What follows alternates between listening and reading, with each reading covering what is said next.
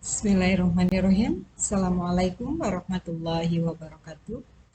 Perkenalkan, saya Sri Handayani, pengampu mata pelajaran biologi di SMA Negeri 1 Sumber, Kabupaten Cirebon, Dinas Pendidikan Provinsi Jawa Barat.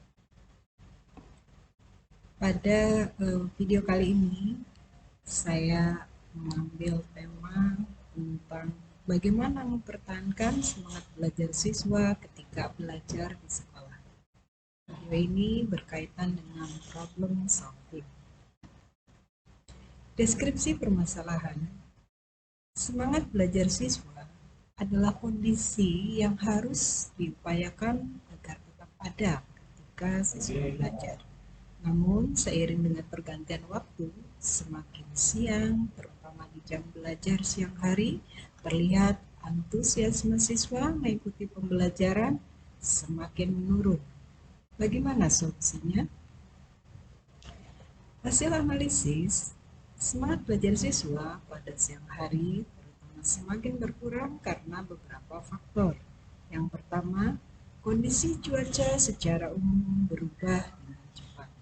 Biasanya karena pergantian dari musim penghujan ke musim kemarau, atau sebaliknya dari musim kemarau ke musim penghujan, menyebabkan udara cenderung terlalu lembab atau kelembabannya tinggi sehingga terasa gerah.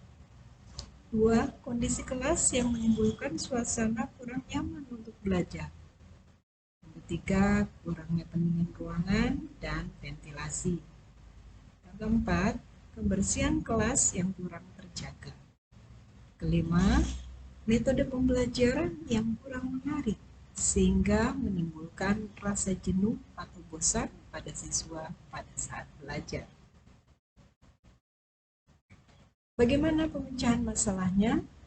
Untuk menyikapi cuaca yang cepat berubah atau ekstrim, sebaiknya guru menyarankan agar siswa tidak memakai baju rangkap atau double. Biasanya di kalangan anak-anak remaja sedang tren ketika sebelum memakai baju seragam mereka memakai kaos di dalamnya. Otomatis ini akan menimbulkan rasa gerah ketika mereka berkeringat karena beraktivitas. Yang kedua, siswa sebaiknya berganti pakaian setelah pelajaran PJOK dengan pakaian seragam harian sesuai dengan kesepakatan dan aturan sekolah, supaya mereka tidak lembab ya pakaian dipakainya, kemudian akan bisa nyaman ketika belajar. Yang ketiga, siswa menyimpan dengan rapi baju olahraga yang telah dipakai atau kaos kaki basah yang terkena keringat atau air, sehingga tidak menimbulkan bau yang menyengat dan mengganggu proses belajar. Karena itu pasti akan mengganggu dirinya sendiri, mengganggu teman-temannya, ya, karena bau itu akan menyebar ke seluruh ruangan. Berikutnya, kondisi kelas yang tidak memungkinkan adanya penambahan pendingin ruangan seperti AC atau air conditioner, bisa ditambahkan kipas yang ditempel di dinding kelas. Jika itu tidak memungkinkan juga atau masih kurang, siswa dapat membawa kipas angin elektrik kecil ataupun kipas yang terbuat dari bambu yang digunakan secara manual di kipas-kipas seperti penjualan sate ya.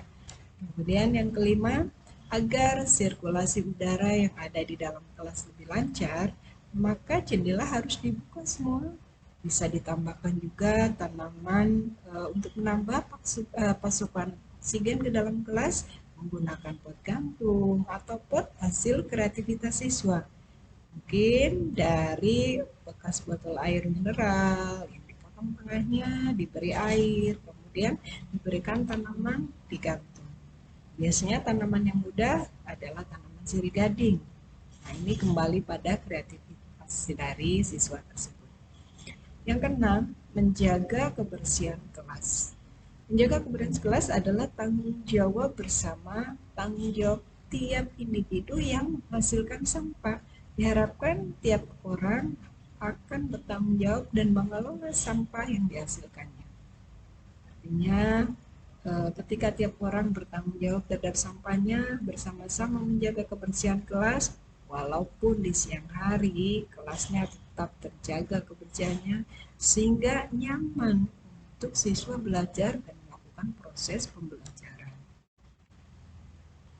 Yang ketujuh, ini menggunakan ice breaking agar siswa tidak jenuh dan dapat kembali berkonsentrasi. Jadi sebaiknya ketika jam-jam siang, guru menggunakan ice breaking dalam proses pembelajarannya, entah itu berupa tepuk, entah itu games ringan ya, supaya siswa tidak mengantuk dan kembali berkonsentrasi untuk bisa mengikuti proses pembelajaran. Dan yang kedelapan, menggunakan metode pembelajaran yang menarik sehingga menumbuhkan minat dan semangat siswa untuk mengikuti kegiatan belajar mengajar.